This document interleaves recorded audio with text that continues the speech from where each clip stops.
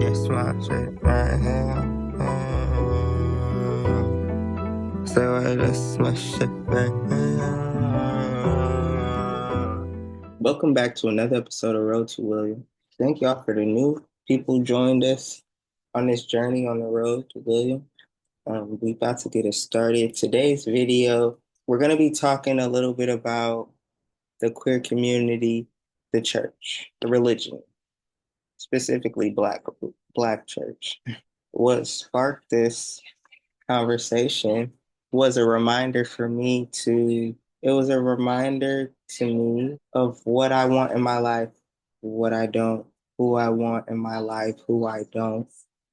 A revamp, rethink, reconsider. And the minute try and bring someone re-entering my life, I call it re-entering. Because if we left each other's lives, we're re-entering. Someone was trying to re-enter in my life, and it was a family member, and decided to send me detransitioning videos in a way to try and talk to me again.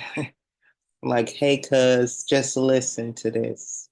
I prayed for moments that will get me through moments like this. I prayed for God to, when moments arise, to take the high road. And that's what I had to do. But I had to inform her we are no longer family members. We're no longer, don't call me shit. Not a, hey, how have you been? We've had losses in our family. We could have, hey, how you been since this? Or how, no reach out, just hey, cuz, and send. That was push more into, I wanted to dive more into religion, and especially in the Black community. Religion is like people's whole therapy, their whole solution to everything.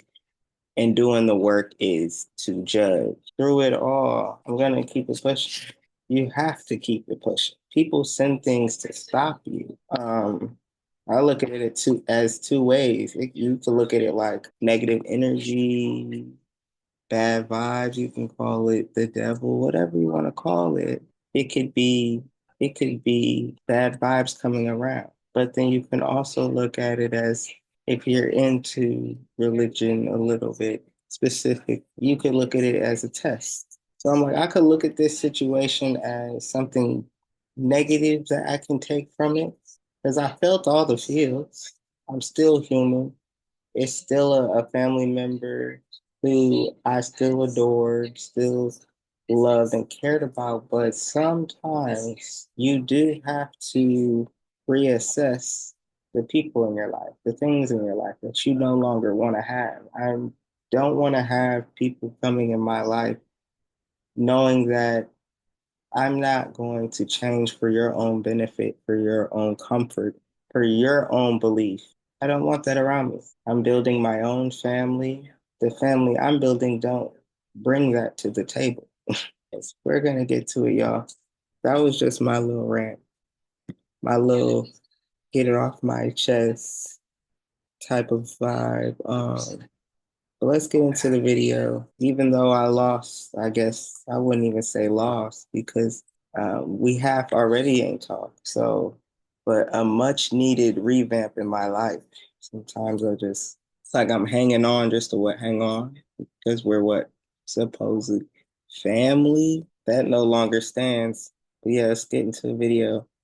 This one is from Good Morning America, the struggle of coming out in a religious family. This was 2 years back. We're gonna see what they're talking about. Let's go. Make sure you guys hit that like button, comment, subscribe if you haven't already. If you've done all those things, go ahead, hit that share button, share with the people around. Snapchat, TikTok, YouTube, Facebook, Yahoo Mail. Oh, bro, Out Loud series as we celebrate Pride Month. This morning, we're exploring faith and identity and what it means to come out in a religious family. It's all part of ABC's Soul of a Nation special, exploring the LGBTQ plus experience. And I spoke with a pastor on a mission to lead with inclusivity and acceptance. For me, being an ally, being an affirmed ally, is about standing with, being in solidarity, showing compassion. So good. to see all of you on this Sunday. For almost 2 decades, Pastor Mike of First Corinthian Baptist Church has led with inclusivity. As we honor a God who honors all of humanity, we thank God for that today.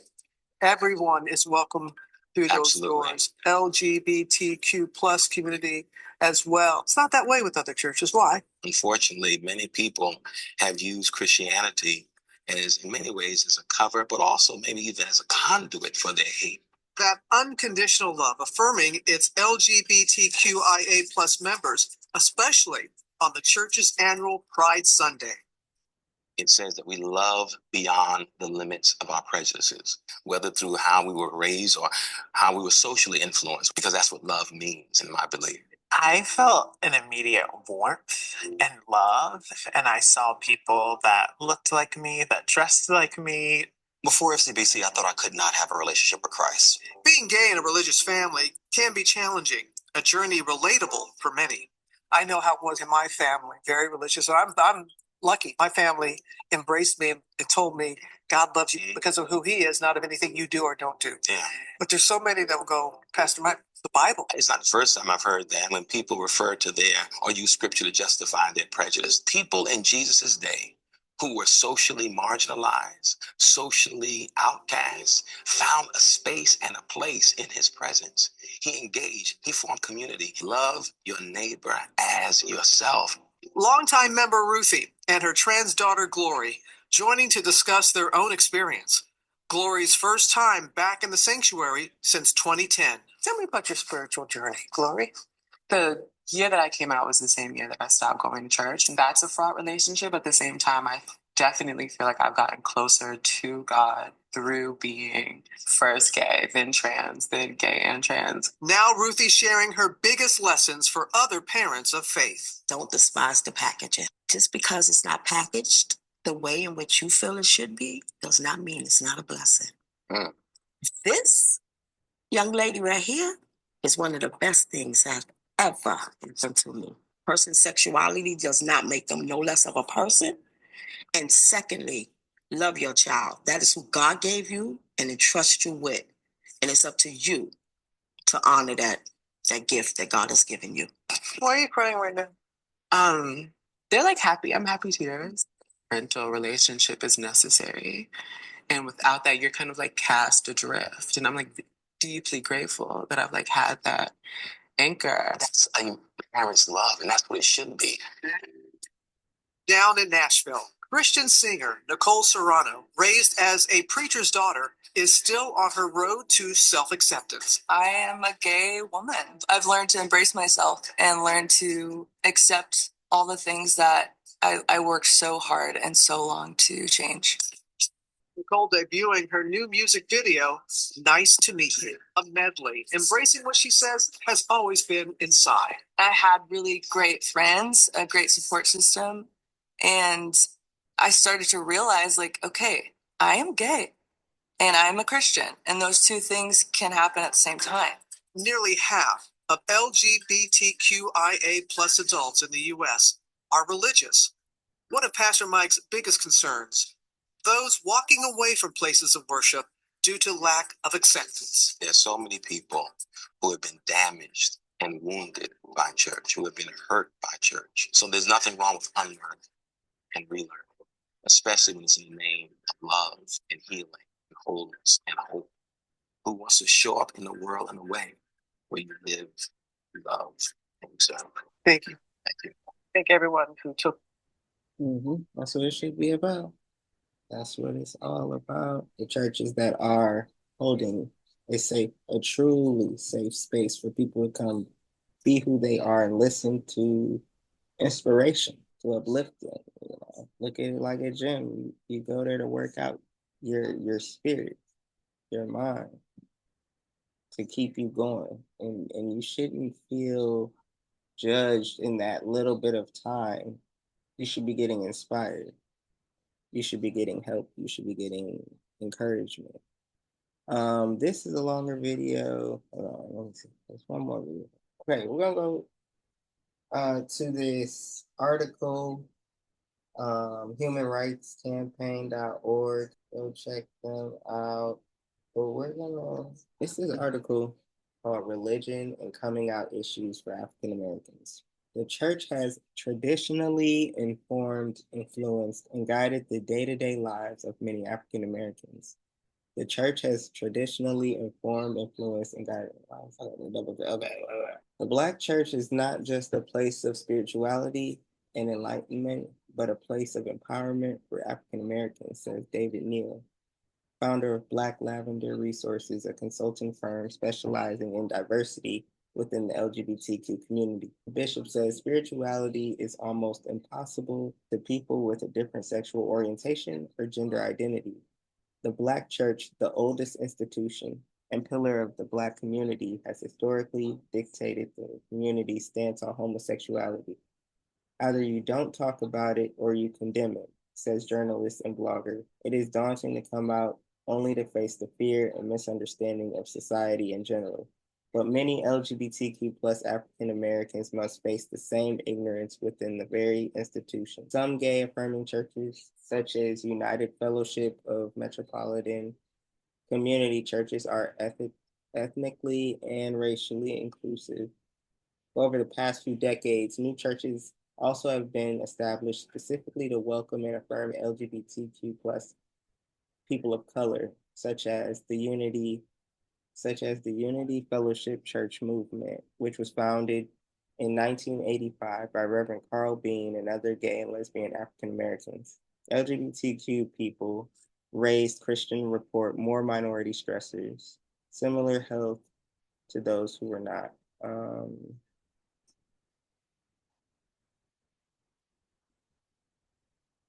A new study by Williams Institute at UCLA School of Law and Utah State University finds that among LGBTQ people who are raised Christian, those who are older, Black cisgender men, and or live in the South are more likely to continue to identify as Christians as adults. LGBTQ plus people who were never Christian reported coming out to family and friends at younger ages than those who were raised Christian. I'm gonna keep it. I don't identify as Christian either. I used to as a kid. They're right on the money. I came out to my mom the first time as a little queer baby. How old was I? I was like, I officially came out when I was like 16, 17, maybe. No, not even that. I think around like 18, 17. And it was a forced one. I got called out. I had to say something.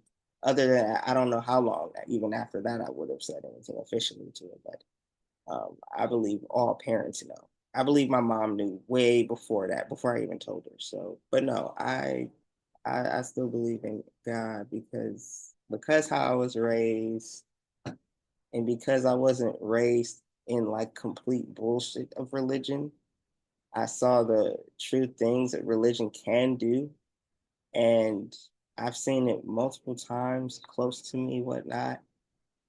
That even for me, I just can't deny what my experience was and what I went through. Um, yeah, I can explain it because you know what I mean. If you know, you know.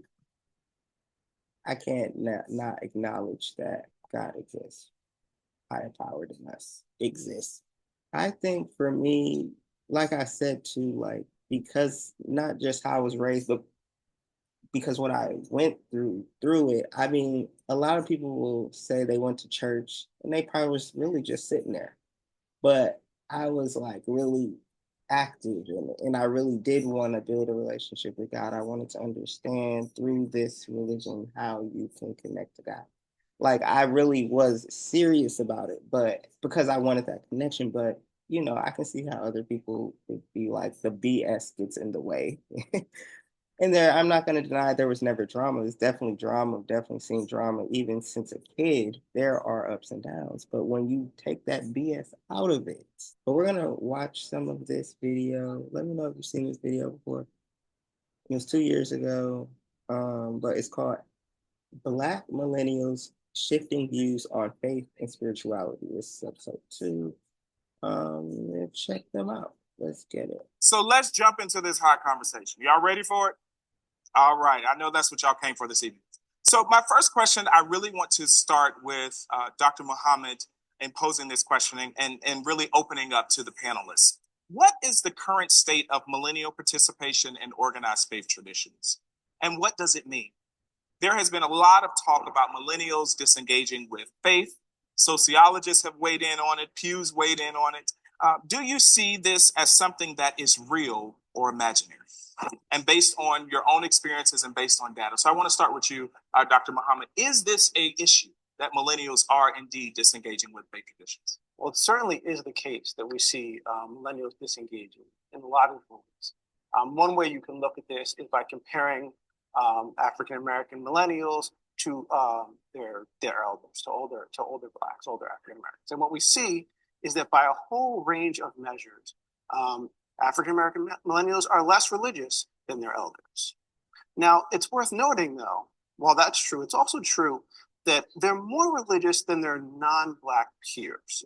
So if you compare African-Americans to whites, you see that African-Americans seem more religious. And this holds for millennials the same way it holds for older generations.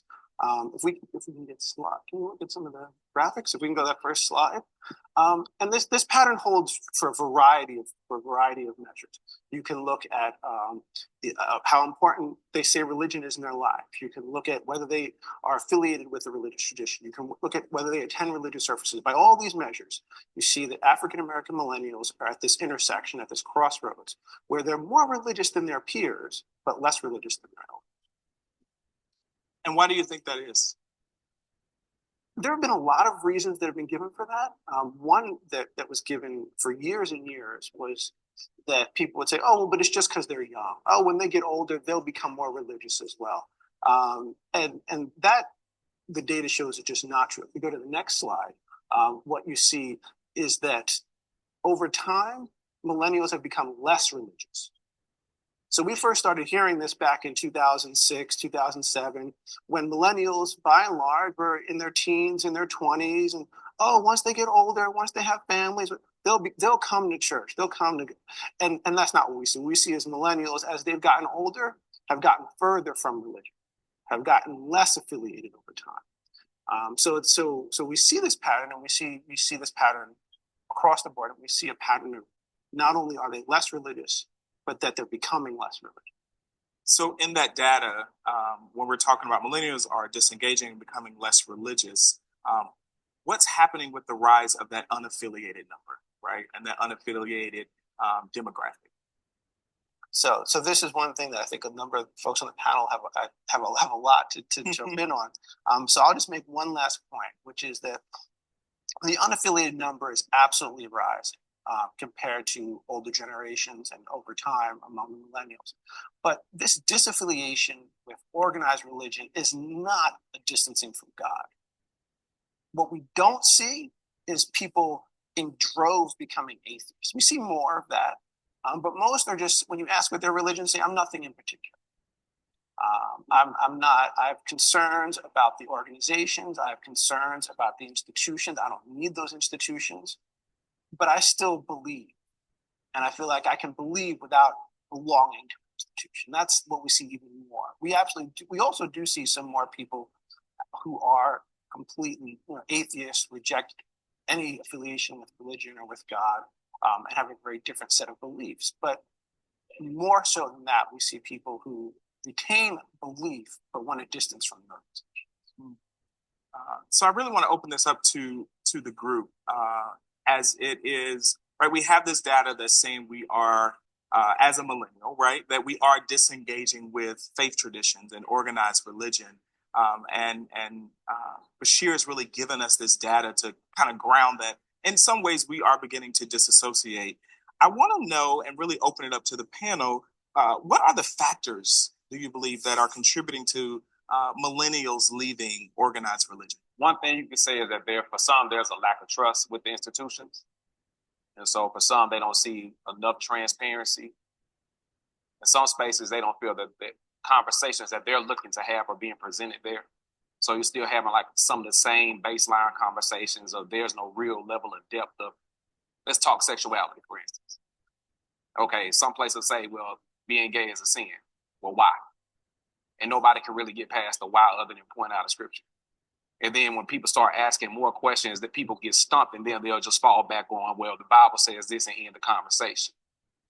And so when you don't have a level of depth in conversation, when you having the same conversations, then when people start asking questions about how the institution is run and nobody wants to open to be honest about how institutions are run, then people will go find other spaces and places to where they can do that, have those conversations. So I think it goes back to that point of saying that people are not necessarily not people of faith or don't have faith. They just don't really rock with the institutions like that. And so really it's a matter of the institution shaping up versus the people shaping up in a sense. Just qualifying what religion is today, right, as it is practiced, is what we see is that it comes up to blind dogma, blind rules, blind order, right? And with any institution, there is going to be a level of power that wants to be maintained. In order to maintain power, you have to have organization, you have to have rules. And so I think that is what a lot of millennials are seeing today. And I don't think that's the same thing as saying, like you were saying, that there's no faith. You can have faith without an institution. And so right now, I think we see an imbalance between religion and spirituality, right? Either you're a spiritualist and you don't want order, or either you're a religious person who doesn't want spirituality. And so I think we're really living in an imbalance, and that millennials can recognize that and see that. To piggyback, I think if you talk about power, you're also talking about gender. You're also talking about race. And even in a lot of Black religious spaces, there are Eurocentric values that are lifted up and embodied and enacted amongst and upon Black bodies. And so one of the things that a lot of millennials are turned off by is this incessant social climbing that happens in a lot of churches, by which you are able to, or by which one must establish themselves as being worthy of a blessing, worthy of a pulpit, worthy of an ordination. Whereas we also have this value of self-articulation, being able to self-define. And so a lot of people are giving up this power for spaces and communities in which we are able to articulate for ourselves who we are and what's important to us, and be able to find a tribe of people, maybe not a congregation of people, but a tribe of people who make us feel human and humanize us in ways that many ecclesial communities have failed to do. Well, we touched on so many things here, but for me, I identify as atheist now and a non-believer, but, that took time. And so at first, I went through the spiritual phase, but I did go to my church, asking questions, and the tradition that I was accustomed to just wasn't working for me as I got older. I had unanswered questions, and also being gay, I was told that was a sin. I was going to hell. And to me, what deity, what father would punish me for being who I am? And that question wasn't answered in church. And so, eventually I decided I chose logic over faith, or, sight over faith. But the church, it wasn't changing with the times. And that's an issue. And if the church still wants to be around and beneficial, it's going to have to change. Thank you so much. I'm grateful to be here. And I'm glad that my friend, the Reverend Dr. Brad Braxton, asked me to be a part of this conversation. I'm a little bit insulted that he listed me as the village elder. I didn't know I had arrived already. And I do feel a little, strange being, it seems, stuck between the baby boomers on the one hand, large generation of folks who had an amazing impact on the culture, positively and negatively, and the millennials. I'm Generation X, I guess somewhere in the middle. But I think that millennial questions and challenges of the church are not unlike the ways in which they and many others in the culture are challenging institutions in general.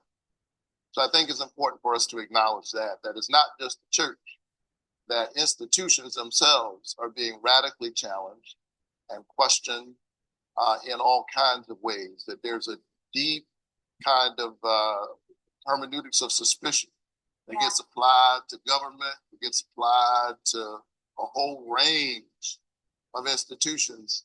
And it would be foolhardy to think that the church, by some divine power, would escape that larger context of questioning that's happening in the culture in general. That said, I'm much encouraged by the kind of serious questioning and conversations, and in ways that I actually welcome. And I look forward to this ongoing conversation. Awesome, thank you. I'll say, I really appreciate you taking us to that point about institutions, Dr. Warnock. The thing that I think that we have to keep in mind around this conversation is that what separates the church from any other institution is the claims that the church makes about who it's supposed to be. And the claims that the church makes about the function that it desires or that it's supposed to have. And even if we think about the church as Jesus' idea, not Jesus' creation, the way that Jesus imagined and called for it to function, the claims separate the church from any other institution. And the church has an undeniable chasm between the claims and what it embodies. And that's the problem. That's the central problem. And it makes the church a hypocritical institution. And as an ethical institution, one that is supposed to be an ethical institution, the hypocrisy is really problematic. I actually don't think the church or other religious institutions are the only one that makes claims. Our federal government makes the biggest claim of all to protect all citizens. Black people are in prison. Black people get shot every day. There's no protection, but yet your president and all presidents will go out there every day and tell you a lie. They're putting false claims. And so I don't think it's just the religious institution or the church specifically that you're referring to that is isolated in this claim. It's the only, but I do think that the church makes unique claims. The Black church is the pillar of the Black community. The government has always been shady, will always be shady. But always, our church, we're supposed to be able to turn to our congregations in our church. And we're not able to do that. So where are folks going? And so that's a good question. I mean, I think that leads us into another question I have. I got so many questions, but y'all are going and I'm loving it. And so I'm just going to let the conversation flow. But if millennials are and I really want to circle back because I know that there's some different things happening with millennial Muslims, right? So as Black Christians are declining, there's something else happening with Black Muslims. And so to ground that conversation, and the beauty of this conversation is that we infuse everyone's faith traditions and a myriad of faith traditions or beliefs or spiritual practices. And so before moving forward, I really want to know, Bashir, right? Because as we said, Christians are leaving, Black millennial Christians are decreasing. What's happening with Black Muslims, right? So it's interesting because you mentioned the fact that we see very different patterns, right? So the group that's probably seeing the largest declines are the historically Black Protestants. The millennials, as of 2014, it was the first time that we saw a group that wasn't predominantly identifying with that group. Only about 4 in 10 millennials were identifying with historically Black Protestant denomination. And if you look at any other generation, you saw much higher numbers identifying. And so that was a pretty big change. It was sort of a kind of a watershed. We reached this almost tipping point. And so the question becomes, well, where are they going, right? And a lot of them are disaffiliated. As we said, they're leaving organized religion. Even if they're maintaining faith, they're leaving organized religion. But we also see a large number converting to other faiths, in particular Islam is the one we see the largest number. Now, to be clear, if we look at Christianity as a whole, it's still the case that just isn't there for the white community. You know, for much of the white community, Islam kind of came on stage with 9/11. Whereas for the Black community, you know, we knew Malcolm. Yeah. We knew Muhammad Ali. We knew that they were Muslim. And so when many of us think of Islam, we think of those figures in our community now and in the past that were speaking to building the community, to how to improve yourself, how to do right by yourself and by your community, and that psychological space that's present within the Black community, I think, is a lot of why you see the high rates of conversion. So if we have these high rates of conversion, right, we have Black millennials leaving Christendom, we have Black millennials embracing other labels, spiritual, not religious. We have Black millennials, as Tiffany explained, that are identifying as atheists. If we're leaving these spaces, where are we? If we're not going to these spaces, where are we going? Right? And that's really the question, that Black millennials, when we are leaving organized spaces, are creating new spaces that have different types of conversations that may not happen in Islam, that may not happen in Christianity, that may not happen in organized religion. And so I really want to pose to the panel, where are we going? Right? Is brunch the new church? Is veganism the new church? Right? Is Beyonce concert the new church? Right? Or is it the new mosque? Like, where are we going if we're disaffiliating with these historic institutions that were, as to use Tiffany's point, right, once pillars of the community, right? So I really want to pose that. What's happening? I can say for me, in leaving, organized religion, then, coming to be atheist, I still wanted to congregate. I still wanted to gather. I still wanted to be amongst like-minded people. I still wanted to feel love and embrace other people and share experiences. So I found a Black hiking group. I found a Black vegan meetup group. I found a Black theater group. And so we go see different plays around Atlanta. We still want to come together, but, the church just isn't working for many people. But we're still out here and we're coming together. So we're just finding new spaces, and brunch is a part of it too. So you can say even in digital space too. So I think about the variety of group meets I'm in. Shout out to the dive team. Shout out to my ISM group back home. Like when we talk about politics, we talk about religion, we talk about faith, we talk about everything under the sun. You can go to Black Twitter. Shout out to Black Twitter. Go to Trap Karaoke, just have a good time with the homies. Like it's wherever you go with like-minded people. And like-minded doesn't mean that you think the same thing, but you just like-minded in the sense of that we're willing just to have the conversation. We're willing to talk. Me and my friends disagree all the time about everything, but it's about growing together. And even back to the simple things around the kitchen table, with your friends at somebody's house. Like it's not like this kind of, we leave the church and go start this other church somewhere else, but it's really happening in the spaces that we find ourselves in every single day. Can I just add real quick? The church doesn't own being able to gather. So we all can do that no matter what. So our Black non-believers, we gather together. We talk about politics. We talk about race issues. So the church doesn't own that. So it's okay for us to be leaving and seeking other spaces. I just want to throw that out. That's how I feel. Yeah, and I would say I have a digital space, right? I have a podcast, Identity Politics, that focuses on Muslims in America, and that is specifically tailored to young millennials. And we do create a digital community where people find solace. They find that it's a space where people are having conversations that they want to have, but maybe they can't find public spaces where these conversations are happening.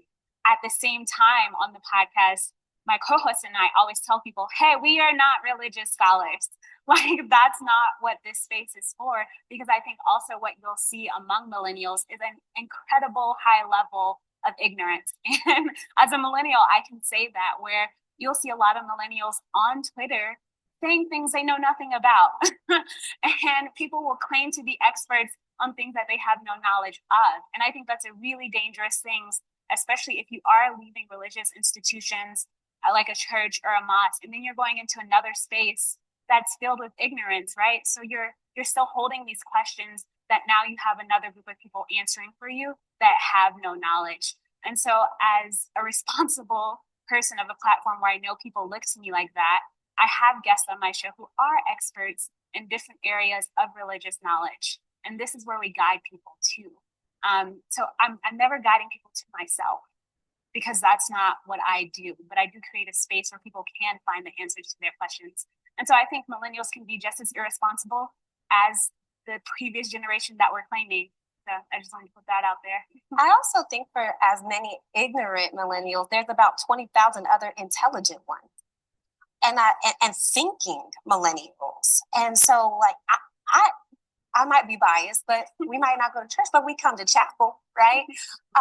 Where on Sunday we try to be in and out in 45 minutes because brunch awaits. And so do naps. Chicken and waffle. Await. But we, in this particular space and in so many other spaces, we stand on intellectual shoulders, Black intellectual shoulders, and we stand on them squarely, strongly, and proudly. Howard Thurman is one of my predecessors in Sisters Chapel. He wrote a book called With Head and Heart, which to me is my open invitation to be just as deep and spiritual and using those GRE words that I paid and, that I paid to learn and bring it in here. And this is kind of in this way of saying you don't have to leave your brain at the door when you worship. You don't have to leave your critical thinking skills when you come into God's house, because if anyone needs to be thinking critically, it should be people of faith. And I do think that there's something to be said, though, about what we're trying to do here is trying not to be so political in here. And I don't mean like not prophetic, but what I mean is hierarchical. What I really want to do in this particular space is if you walk in here and you decide, I want to sing a song, even if it is a joyful noise, you can sing your song. Come and sing your song. And not having people feel like they have to be so qualified just to be in community. And then there's like the piece of, as a religious leader myself, what happens in my solitude is often my church. I was reading, anybody read Heart Talk by Cleo Wade? Anyways, I mean, I have wept over that book. I have cried reading Their Eyes Were Watching God. On many occasions, I have wept listening to Jill Scott. I have wept reading Audre Lorde. I mean, and so this idea of community is also really important. But I think we, as millennials, have also tapped into this discourse around self-care. And healing ourselves and healing each other. That is deeply spiritual work. So I always laugh when people say that they are suspicious or opposed to organized religion. My response is you should join a Baptist church. We're not that organized. You hang around a little while longer, you'll see. But seriously, I think it's important to remember that the church didn't show up with large steeples and stained glass windows. The earliest church. These were gatherings in houses. These were house churches. And so as I think about millennials gathering in coffee houses and in smaller spaces, I think there's power there. There's potential there. I'm encouraged by this deep hunger and interest in things spiritual and in spirituality. But I do think that with spirituality comes some form of accountability. And while the community may be burdened with whatever challenges or contradictions that it has, and I agree with my sister and colleague, Dr. Nichelle Guidry, but there's a way in which the disconnect between our claims and our lives represents hypocrisy. There's a way in which it just represents the fact that we're human and broken which is something that the church has always taught. And I think what millennials appreciate is when we're honest about that. I think all of us appreciate that. When we're honest and transparent about the fact that all of us are in some sense broken, that there is some disconnect. You may have other ways of talking about that in your faith tradition or no faith tradition at all. I'm very interested in talking, to Black folk who are atheists, which tend to be minorities. They're not many Black folk, not a whole lot. And I think there are reasons for that. I think that there are conversations that many of us are engaged in that we're able to have in some ways because of privilege that's been passed on to us because of the struggles of other people. You don't find many poor people generally who don't have some depth or grounding in something larger than themselves that gives them the ability to believe that they can fight against the tragic limits of history. But as I talk to atheists, I discover that the God that many of them reject, I reject that God also. If your God is a racist, sexist, homophobe, who doesn't recognize that all people reflect the image of God, then I'm with you. That's not my God either. So I think it's important for us to be able to have these conversations. I think these delineations between generations, I think it's helpful. But part of the beauty and power, I think, of the African world is that there's always been intergenerational conversation. And part of what does happen in traditional spaces, and if you got to find ways to recreate it, fine. I think if you got to find ways of turning those institutions upside down, I wait to see the ways in which millennials will change some of these old institutions, even as they create their own. But we've always had intergenerational conversations in the African and African American community, and I think all of us are better the more we talk to one another. So, in that same vein, I want to pose this question, and two questions, and one to you, Pastor Warnock. If we go back to these small worship spaces, doesn't that put you out of business, right?